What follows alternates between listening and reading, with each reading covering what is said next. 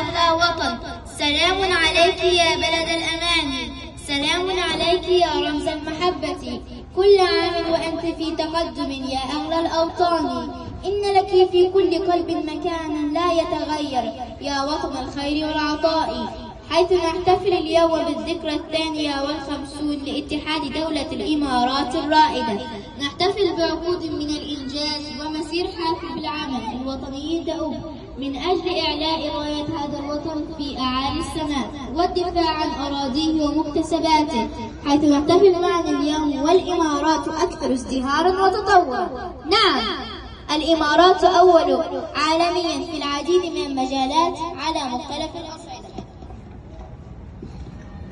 والسر في ذلك هو الاتحاد والتعاون والعمل المخلص، وشعبها المحب لكل من وطئت أقدامهم تراب الإمارات.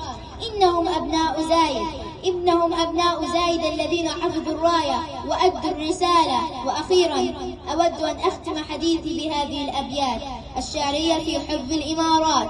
صباحنا وطن نحيا بمهجته، فيشرق الحب شمسا في حنايانا. صباحنا وطن نهديه قافيته، فيرقص الشجر المزهو نشوانا. هكذا صباحنا وطن ذبنا به غزلا، فكل قلب هنا تلقاه هيمانا. صباحنا وطن لو صاح حي على، كنا فداء له أرواحا وأبدانا. شكرا.